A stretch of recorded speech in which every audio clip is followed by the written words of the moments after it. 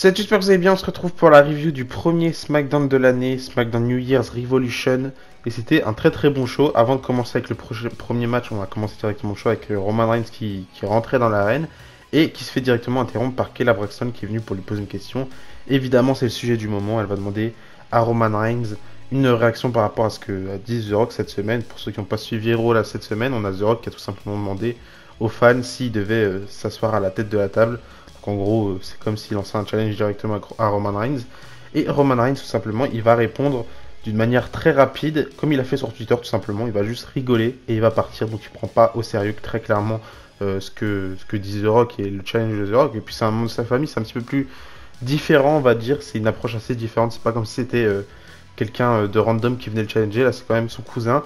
Et c'est The Rock quand même. Donc très très intéressant. On va voir par la suite dans la review qu'on aura Polyman qui va plutôt répondre à ça à la place de Roman Reigns.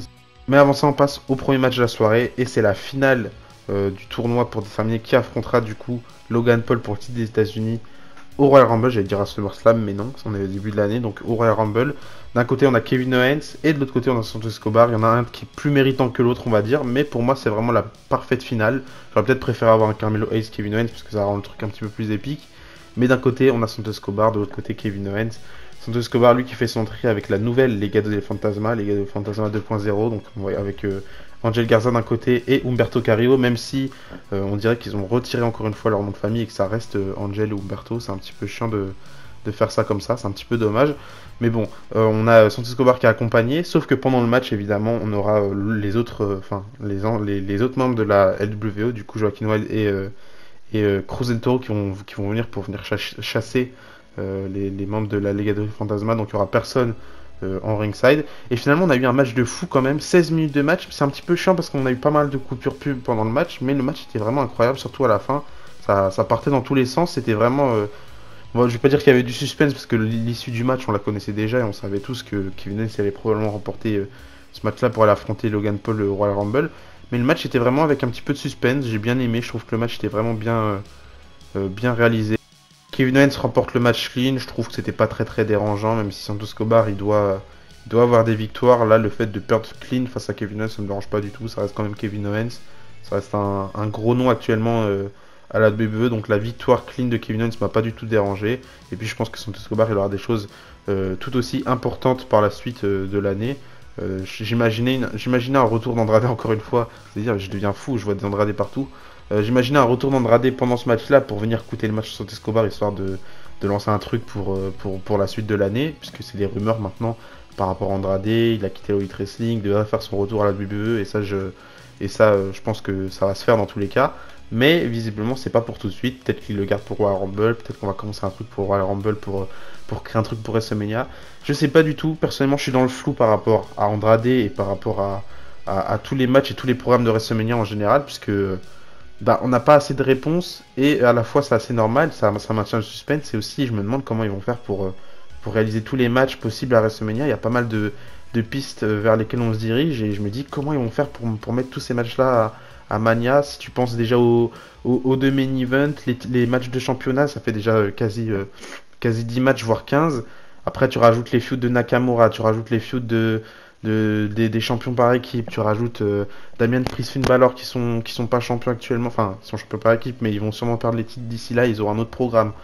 Tu rajoutes Jade Cargill, tu rajoutes probablement, je sais pas, les personnes qui vont faire leur arrivée, peut-être Mercedes Moné, même si j'y pense pas et j'y crois pas du tout maintenant. Il y a trop de matchs en vrai à booker pour WrestleMania et je me demande comment ils vont faire. Il y aura beaucoup de déçus, j'imagine, et c'est un petit peu dommage. Après, moi, ça me dérange pas en vrai d'avoir des cartes de WrestleMania bien chargées. C'était pas trop le cas l'année dernière. Mais si Triple H, là, il est dans l'optique de bien charger cette carte de WrestleMania, ça me dérangerait pas du tout. C'est quand même une fois dans l'année, c'est le gros pay-per-view de l'année. Tu peux caler tout le monde. Moi, je veux que tout le monde soit content et je veux que tout le monde soit récompensé. Du coup, on revient sur le match. Juste après le match, on a Logan Paul qui arrive dans le ring. Il dit, il fait encore une fois 2-3 petites blagues en disant je savais pas que c'était possible qu'un Canadien challenge pour le titre des États-Unis et devienne champion des États-Unis. À mon avis, Logan Paul ne regardait pas trop le programme à l'époque, puisque Kevin Owens a bel et bien été champion des États-Unis, même 2 fois si je dis pas de bêtises, voire 3 même. Enfin bref. Donc il fait sa petite blague, mais sauf que Kevin Owens veut l'arrêter très très vite. Gros coup de poing dans la gueule, et c'est fini pour Logan Paul. Et le match officiel, on aura bel et bien Kevin Owens contre Logan Paul au Royal Rumble. à la fois je suis content d'avoir ce match là parce que je me dis ça garde un spot pour Kevin Owens. Et d'un autre côté, je me dis, bah en vrai, il va perdre du coup, puisque le plan pour Logan Paul, j'imagine, c'est peut-être d'aller affronter les Knights à WrestleMania et les perdre son titre à ce moment-là. Mais je vois pas Logan Paul perdre son titre face à Kevin Owens. Donc affaire à suivre, mais je suis un petit peu dubitatif et j'aurais peut-être préféré un truc plus gros, plus grandiose pour Kevin Owens. Mais bon, on peut pas tout avoir non plus, même si je pense que le match sera très très bien. Ensuite, il y a Bobby Lashley et Street Profits qui débarquent dans le ring. Je sais toujours pas c'est quoi le nom de cette alliance. Il n'y a toujours pas de nom qui a été donné à tout ça. D'ailleurs, je crois qu'ils ont un petit peu oublié le plan de ramener Bifab dans tout ça. Ça fait quelques semaines qu'on la voit plus. Contrairement à Chantilly Adonis, mais ça on y reviendra juste après. Donc on a Bobby Lashley et Street Profits qui sont dans le ring. Ils souhaitent la bienvenue à tout le monde à SmackDown du coup. Et on voit clairement dans cette promo là où ils vont changer de statut tout simplement. C'était de base une faction heel, du moins c'était le plan. Et maintenant, ils ont vu que ça n'a pas trop fonctionné. Le public était plutôt derrière les Street Profits et les Bobby Lashley. Donc finalement, ça devient plutôt une équipe face ce que je comprends très bien. J'aime beaucoup les Street Profits et je pense qu'en face, il y a vraiment plus de potentiel pour eux que en heel tout simplement. Parce que Montesford, il est vraiment hilarant et etc. etc. En plus, même s'ils sont heel comme le public réagit, ça se voit, t'avais juste envie de les acclamer, les Street Profits. Peut-être pas le cas pour Bobby Lashley pour tout le monde. Moi, personnellement, je suis pas un hyper grand fan de Bobby Lashley, mais là le résultat c'est que la team elle est plutôt over et que la WWE veut pas trop les garder heel. Après moi ça me dérange pas non plus d'avoir des heel over, je trouve que ça maintient quand même l'équilibre et que c'est pas trop dérangeant d'avoir des heel over et des face UE. Enfin les face UE c'est un petit peu plus compliqué parce qu'on connaît le cas de Roman Reigns à l'époque. Mais les heel over, moi je trouve que c'est pas hyper dérangeant. Enfin bref, la WWE a décidé de les tourner face. Plutôt, je dirais pour l'instant c'est plutôt le cas. Et à un moment donné, on aura Karen Cross qui va débarquer avec Scarlett. Sauf que là, il y a quelqu'un d'autre qui va débarquer, Paul Ellering. Et encore une fois, on avait tous raison en voyant toutes les vignettes. C'est bien les Authors of Pain qui font leur retour. Et là, ils viennent par derrière, ils attaquent les Street Profits, ils font leur finisher. Je sais plus du tout c'est quoi le nom du finisher des Authors of Pain. Mais en tout cas, on a une nouvelle faction avec Karen Cross, Scarlett, Paul Ellering et les Authors of Pain. Je sais pas trop quoi en penser de cette faction. Je suis pas trop fan non plus de l'idée d'avoir 30 000 factions dans un roster. Mais à mon avis, Triple H, il a des plans par rapport à tout ça ou je sais pas qu'est-ce qu'il veut faire. Mais en tout cas, très content du retour des Authors of Pain. Je trouve que c'est une très très bonne équipe. Même si c'est pas le catch que je préfère, je trouve que c'est une équipe qui a du potentiel et qui n'a pas été hyper bien exploitée à l'époque où ils ont fait leur début dans le main roster en 2018-2019. Bon, en tout cas, voilà, hâte de voir qu'est-ce que la suite va réserver à Cam et Rezar. Ah oui, j'ai oublié de préciser que Bobby Lashley s'est déclaré pour Royal Rumble, tout comme Shinsuke Nakamura et Becky Lynch il y a 2 jours au show spécial où Triple H était censé faire une annonce, puis finalement l'annonce elle a été leak un petit peu plus tôt. Finalement c'était une annonce pas ouf. L'annonce, pour si vous l'avez pas vu passer, c'est tout simplement que Money in the Bank aura lieu à Toronto et que c'était la première fois que Money in the Bank allait avoir lieu à Toronto. C'est une bonne nouvelle, mais pas de quoi être une majeure... une news majeure comme la WWE nous l'avait teasé. Enfin bref, c'est pas le sujet. Donc Bobby Lashley qui se déclare pour Royal Rumble et on enchaîne directement avec un match de championnat. Io Sky qui défend son titre face à Mia Yim. Le match était annoncé la semaine dernière et le match était très très bien, même s'il aurait pu leur donner un petit peu plus de temps. Ça a duré 10 minutes, c'était bien mais c'était pas assez long. Et une belle victoire de Io Sky qui arrive à conserver son titre de manière clean. Et pourtant, c'est pas trop son fort à Io Sky depuis qu'elle est championne. Elle remporte jamais ses matchs de manière clean. Et là, il fallait absolument qu'elle remporte ce match-là. Et c'est pris le pin il y a 2 semaines, je dis pas de bêtises, par Mia Yim alors qu'il n'y avait pas son titre en jeu. Là, évidemment, elle remporte le match de manière clean. Et le match était très très bien. Pas trop d'interventions, si je dis pas de bêtises, on n'a même pas eu du tout. Et par contre, juste après, on a eu des segments backstage intéressants avec encore une fois Damage Control qui donne leur plan pour 2024, Bayley qui est censé aller chercher la victoire Royal Rumble, les Kabuki Warriors qui vont se diriger vers les titres par équipe, et il y a eu autre chose mais j'ai oublié complètement, enfin bref. Ah oui voilà, c'est juste Bianca Belair qui arrive et qui dit juste qu'elle se déclare pour Royal Rumble, on s'en fout un petit peu et j'espère que la WWE va pas encore faire la même erreur que d'habitude à annoncer tout le monde alors que on veut qu'on garde la surprise, mais la WWE à mon avis... Ils ont pas trop compris ça, je sais pas s'ils pensent que c'est une bonne idée d'annoncer les participants pour la Rumble, je sais pas du tout. Moi personnellement je suis fan des surprises et là, ne pas voir les surprises de qui rentre et savoir directement qui y a dans chaque Rumble, bah c'est un petit peu dommage. On a aussi Paul Heyman qui est en backstage et Paul Heyman qui va répondre à tout le monde à la place de Roman Reigns, parce que Roman Reigns il s'est fait call out par pas mal de personnes depuis qu'il est absent. Et il a jamais répondu, il a juste rigolé à The Rock, il a même pas répondu à CM Punk il y a quelques semaines. Donc là, Paul Heyman il va prendre la parole, dit qu'à chaque fois que Roman Reigns conserve son titre, il y a quelqu'un qui arrive, c'est toujours pareil. Il conserve son titre, il y a quelqu'un qui débarque.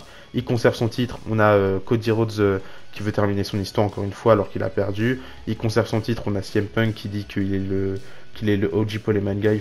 Enfin bref, il va répondre un petit peu près à tout le monde. Et puis après, c'est logique qu'il se fait call out par tout le monde parce que c'est lui champion et il est jamais là. Bon, c'est logique. Mais en tout cas, je trouve que c'est une promo assez intéressante de Paul Heyman et on va voir où toutes ces histoires vont nous mener, même si je pense qu'on a le temps pour beaucoup d'histoires. Je pense que CM Punk, Roman Reigns, on a le temps. Je pense que ça va même pas arriver d'ici au moins un an. Et pour The Rock, Roman Reigns, c'est la grande question, on verra bien.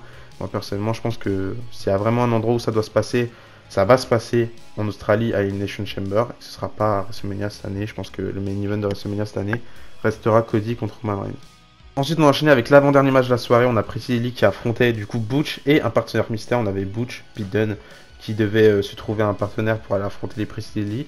Et là, on avait deux choix possibles. Soit Sheamus qui fait son grand retour, ce qui était fort probable, ou soit Tyler Bate qui allait faire ses débuts dans le main roster après beaucoup d'années en développement, même si j'aime pas du tout ce terme-là. Je pense pas que c'était vraiment du développement pour Tyler Bate et NXT UK. C'était vraiment incroyable. Et même à cette époque-là, le NXT de cette époque-là, c'était pas du tout du développement, c'était une brand à part entière. Et même le NXT maintenant, même si ça c'est un petit peu plus tourné développement, je pense pas que c'était vraiment du réel développement pour Tyler Bate. C'était pas ça la raison pour laquelle il n'a pas débuté dans le main roster. Je pense que il aurait très bien pu débuter à n'importe quel moment. Il était prêt pour débuter à n'importe quel moment.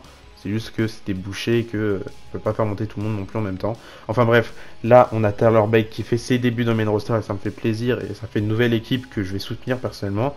British Strong Style, j'espère qu'ils vont s'appeler comme ça, en référence à leur équipe sur le circuit indépendant avec Trent Seven. En tout cas, je suis très très hype par Pete Dunne et Tyler Bate. J'ai hâte de voir ce que Tyler Bate va nous réserver dans le main roster. Et on a eu un bon petit match, je sais plus combien de temps il a duré, je vais vite fait aller vérifier.